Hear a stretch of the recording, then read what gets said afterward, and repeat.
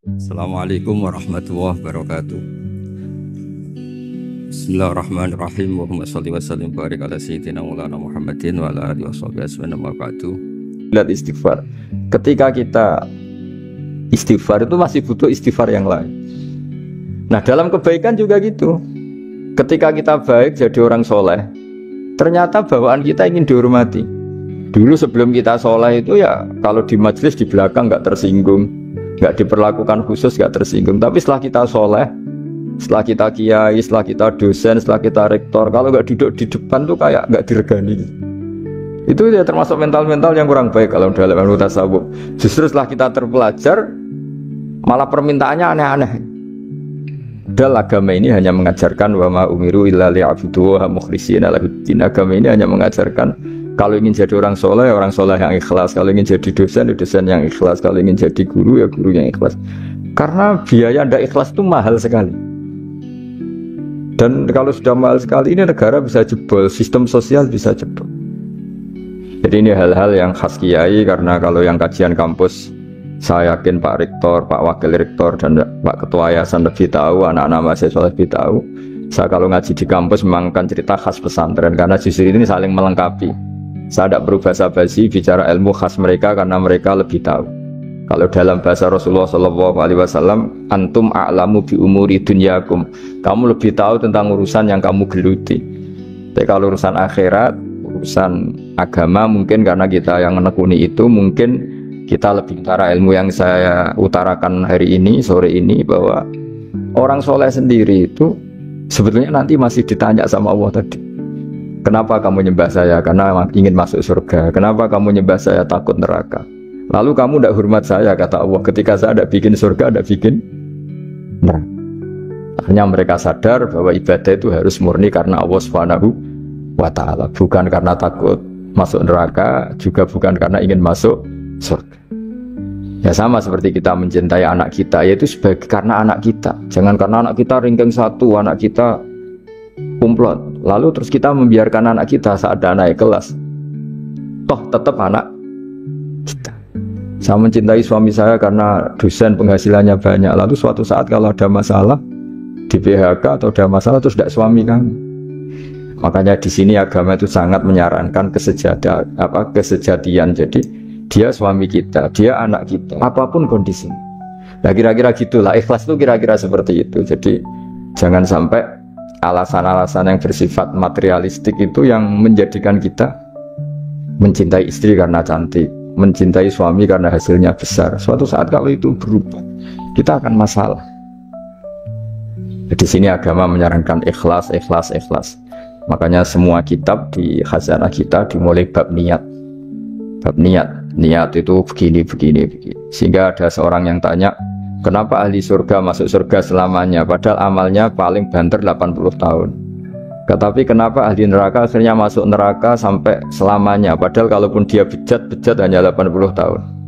Itu dijawab oleh ulama-ulama, orang mukmin itu berkomitmen akan iman andikan hidupnya selama-lamanya, sehingga dibalas dengan masuk surga selama-lamanya. Sementara orang yang fasik, yang berbuat hanya mengumbar nafsu, bayangan dia kalaupun hidup 1000 tahun ya akan begitu terus. Dan dia ketika mati dengan status dia berencana andaikan sehat maksiat terus. Karena punya rencana seperti itu diganjar neraka yang selamanya. Maka saya mohon niat ini juga yang harus mengilhami para rektor, para dosen. Andaikan sudah ada jabat pun tetap berkomitmen pada institusinya, pada yayasannya. Jangan kalau jabat serius, sekali jabat malah ganggu. Ya, itu nggak boleh. Harus. Saya sendiri juga gitu. Saya populer apa enggak, saya keren apa enggak, saya akan berkomitmen tetap mengkhidmati agama. Nah, dengan seperti itu berarti sudah diniatin solihatin, punya niat yang baik. Saya kira demikian karena memang suasananya masih pandemi, tapi ya tetap terima kasih meskipun lewat virtual, tapi saya mohon sekali komitmen ikhlas ini dan tawadhu ini. Karena bernegara itu, kalau negara mungkin jaganya kan lewat tentara, lewat polisi, lewat institusi, lewat aturan-aturan itu semua orang supaya merasa tertib.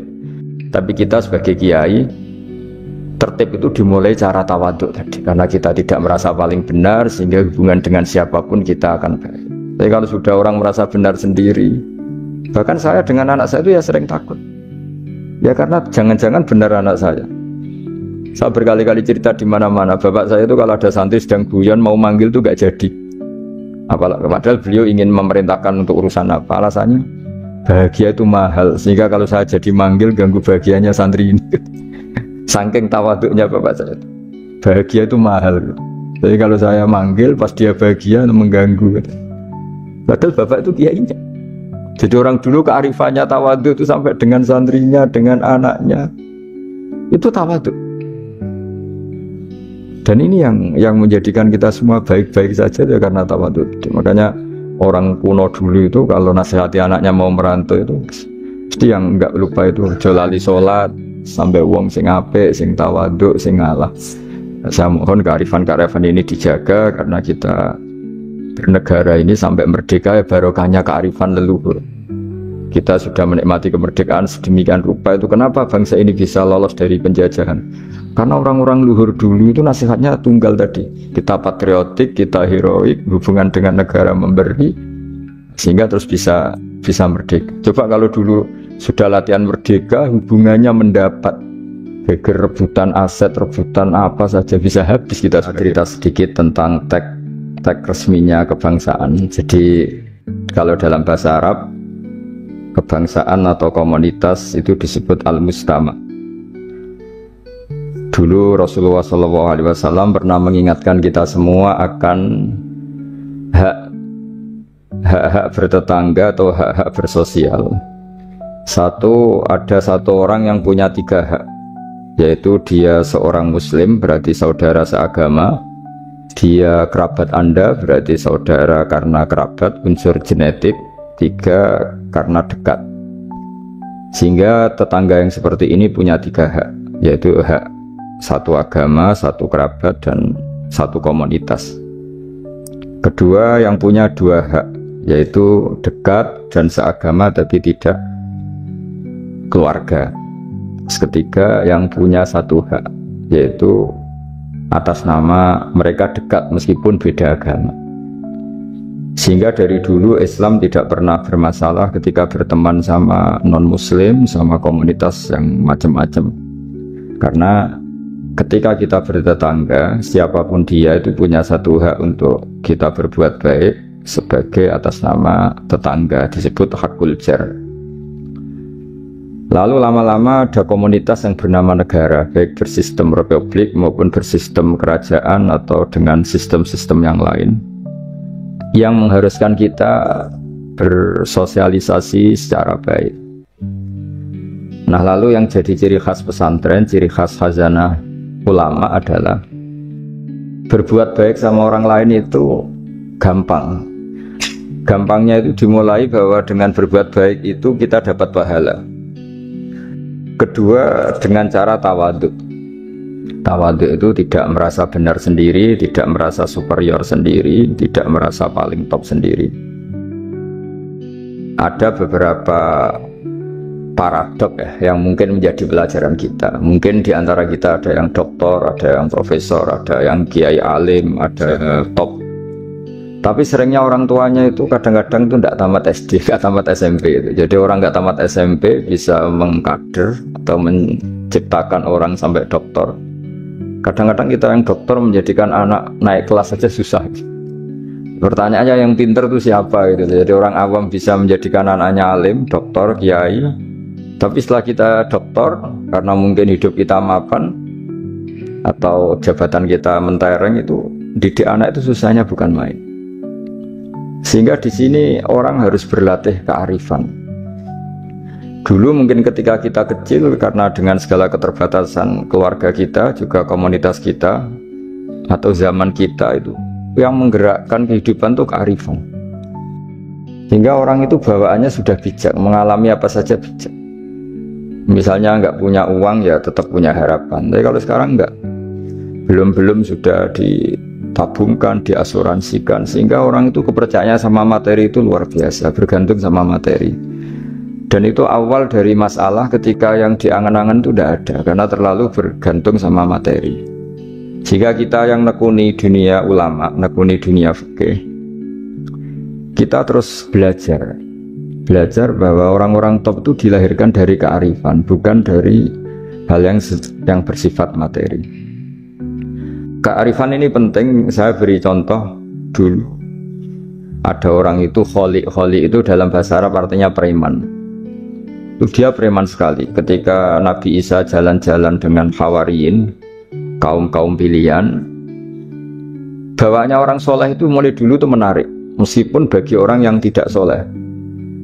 Jadi saya ulang lagi, bawaannya orang soleh itu auranya menarik, meskipun bagi yang tidak soleh. Singkat cerita, preman ini spontan ingin bergabung derekno Nabi Isa dan Hawariyin ini. Tapi apa yang terjadi? Si Hawari ini, pendereknya Nabi Isa itu mempercepat jalannya karena beliau nggak mau sejajar dengan preman tadi. Si preman melambatkan jalannya karena nggak ingin setara atau segaris dengan yang Hawari, karena merasa tidak soleh. Masa orang tidak soleh kok jalan bersama orang soleh? Itu merasa nggak pantas. Lah yang Hawariyin merasa ingin cepat karena angkuhnya, nggak ingin jejer orang preman. Itu juga Allah memberi wahyu kepada Nabi Isa. Wahai Isa, bilang ke santri kamu itu yang orang Hawariyin, semua kebaikannya saya hapus. Dan bilang sama yang preman itu semua keburukannya tak hapus. Yang satu dihapus kebaikannya karena angkuh, yang satu dihapus kejelekannya karena tawadu. Kata Allah, liyasta'nifa al-amalah, dua-duanya harus mulai dari nol untuk menjadi orang baik. Yang satu kehilangan semua kebaikannya, yang satu kehilangan semua keburukannya. Sehingga dari cerita-cerita kitab seperti ini di kitab Ihya, saya menyaksikan sendiri guru saya Kiai Haji Maimun Zubair, bapak saya, mulai cerita orang-orang soleh dulu. Itu bertetangga dengan siapapun nggak masalah. Karena ada orang yang sedang fasik, sedang preman, sedang itu dibahasakan sedang itu nggak ada jaminan kalau berakhir dengan seperti itu. Jadi bagian dari kearifan kiai-kiai berbangsa dan bernegara karena tidak pernah menstigmasi bahwa orang lain itu lebih buruk ketimbang kita. Sehingga ya kita nyaman saja, nyaman berteman siapa saja karena kita tidak pernah punya perasaan lebih baik. Nah di sini kenapa para kiai itu fleksibel berteman berbagai kelompok, karena tidak pernah merasa lebih baik. Tahu dalam bahasa terkenalnya disebut tawadhu. Jadi ketika orang merasa lebih baik maka akan ada keangkuhan ini melahirkan sentimen ini lama-lama menjadikan sosial yang nggak sehat, bisa chaos. Nah dari pelajaran itu akhirnya kita cara bernegara, kita cara bersosialisasi itu ya nyaman-nyaman saja. Karena Allah Ta'ala itu membuat status sebenarnya itu di akhir, disebut husnul khotimah atau su'ul khotimah. Jadi banyak dicerita orang-orang dulu, orang yang nyantri dari awal niat nyantri nggak jadi wali.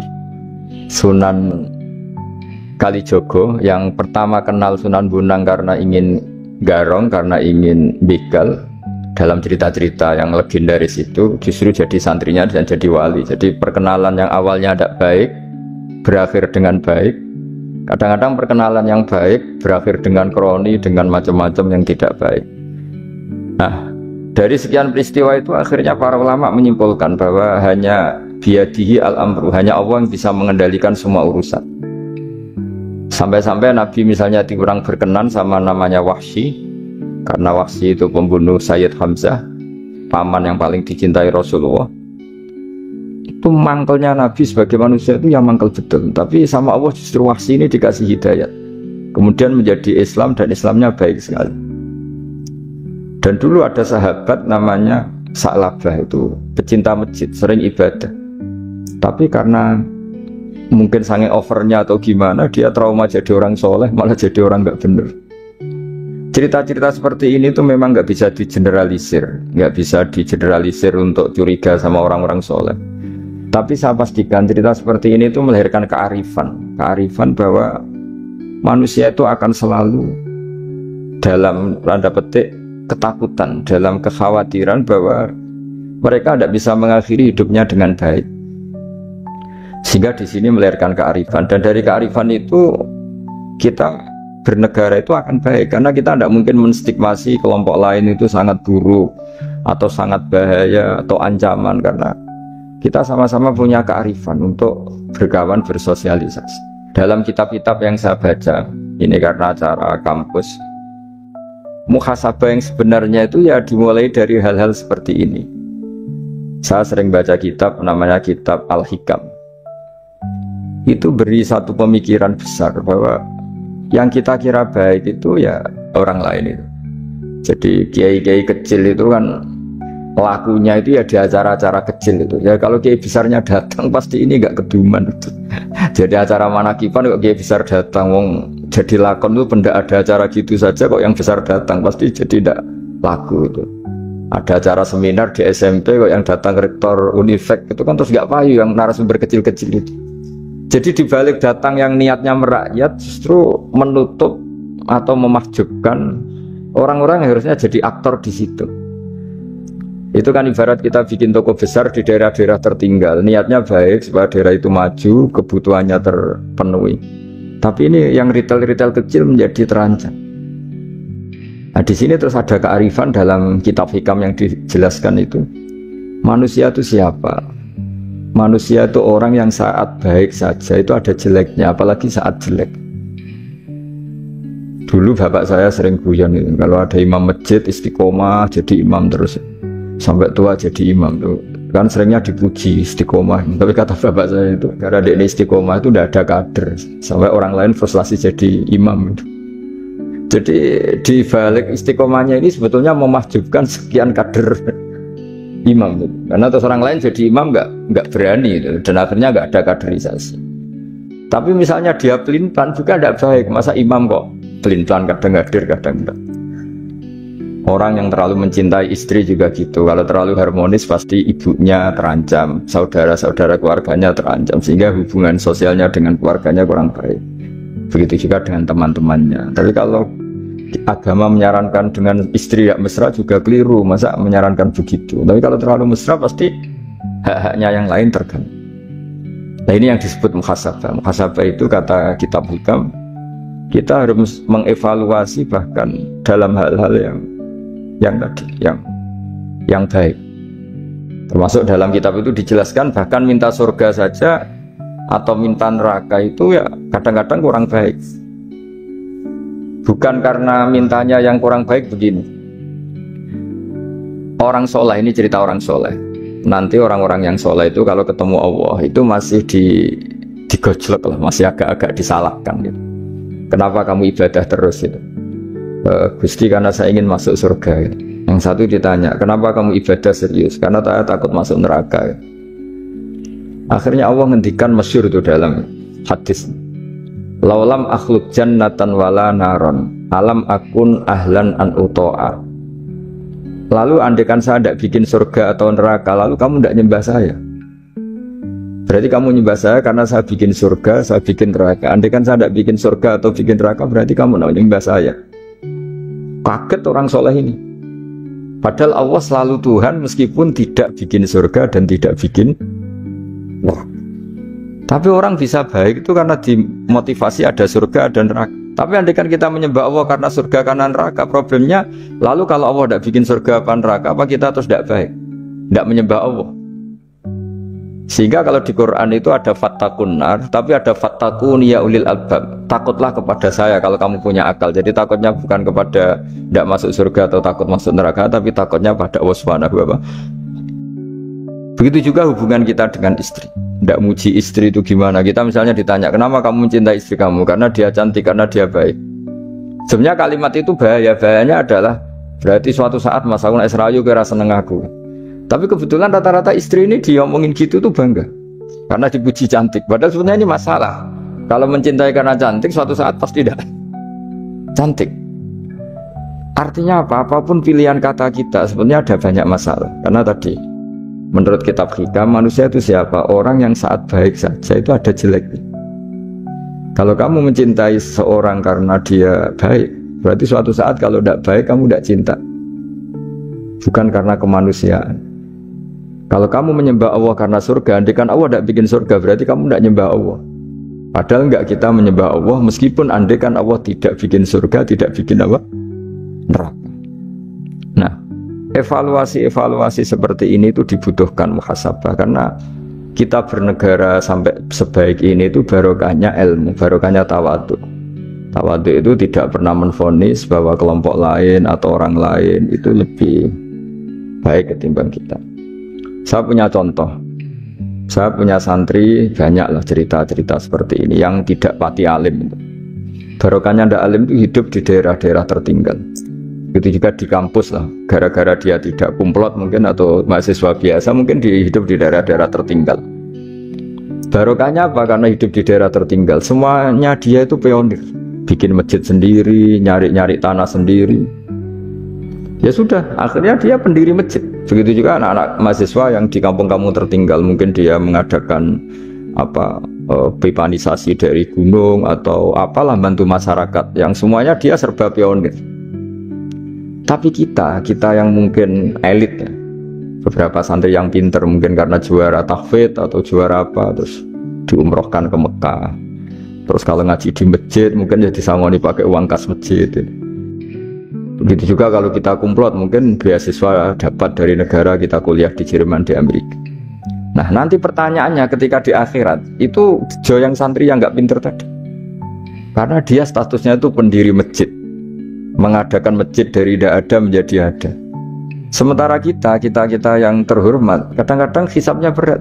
Kamu ini kiai dapat salam template dari uang masjid. Jadi hubungan kita dengan ibadah itu mendapat, yang santri dapati pinter dan memberi.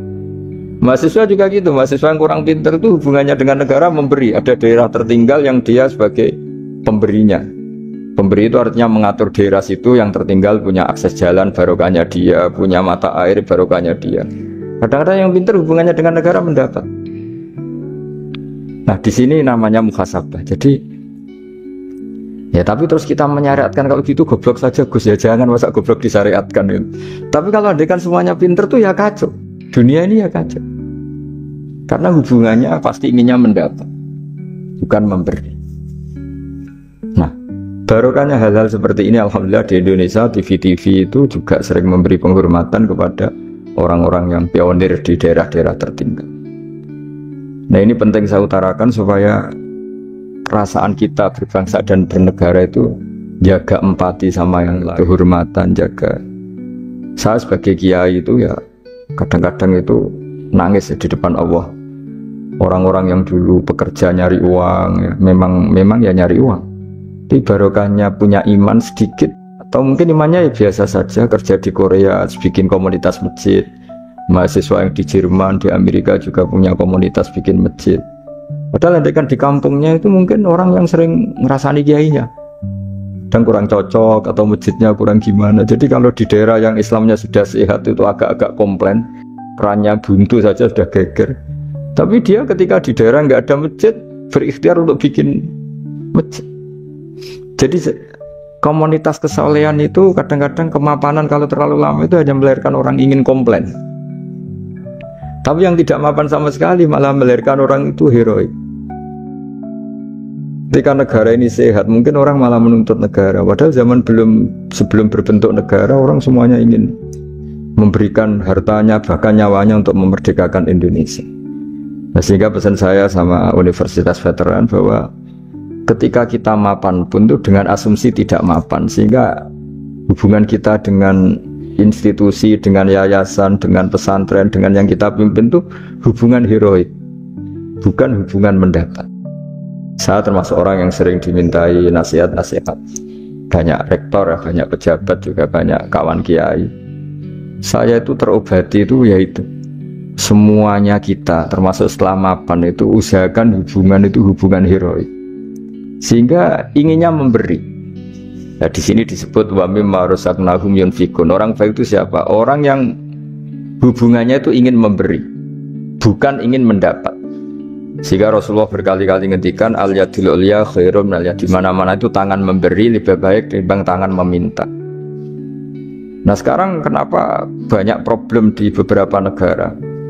Karena ketika orang terus pinter atau pinter lah, saya tidak perlu nyebut terjadi apa, hubungannya itu kalau sudah pinter jadi dosen elit harus dapat berapa, kalau kiai elit harus dapat berapa. Nah, itu kalau semuanya ingin mendapat, ini negara bisa pusing. Yang guru besar ingin dapat banyak karena guru besar, kiai besar karena kiai besar. Yang miskin juga ingin mendapat karena miskinnya. Nah kalau semua orang yang pinter, yang bodoh, setengah pinter, setengah bodoh hubungannya dengan negara ingin mendapat, ini negara bisa keteter. Tapi kalau hubungannya ingin memberi, atau kalaupun ingin mendapat ya sumbut lah, kalau orang Jawa sumbut dengan yang diberikan, itu insya Allah semuanya akan stabil. Jadi intinya agama ini menitik beratkan supaya hubungan kita dengan orang lain, dengan negara itu kalau bisa hubungannya itu ingin memberi, bukan ingin mendapat. Tapi kalau semuanya yang miskin merasa berhak mendapat karena miskinnya, yang guru besar karena guru besarnya, kiai besar karena kiai besarnya, semuanya menarik dirinya sendiri, ini akan kacau. Nah dulu zaman pra kemerdekaan, atau kalau dalam Islam pra kemenangan, itu semua sahabat, semua saudara kita kalau dalam pra kemerdekaan ya semua orang Indonesia hubungannya sama negara itu inginnya memberi. Jika negara ini bisa berdiri, bisa merdeka ketika sebelum ada institusi, belum ada tata struktur negara. Sementara negara sesehat apapun kalau hubungan masyarakatnya ingin mendapat, itu berat. Nah, di sini heroiknya para leluhur kita bahwa mereka bisa melewati masa-masa sulit karena dengan mental ingin memberi. Ya memberi apa saja, entah pikirannya, entah keuangannya, bahkan kalau dulunya. Saya kira demikian. Assalamualaikum warahmatullahi wabarakatuh.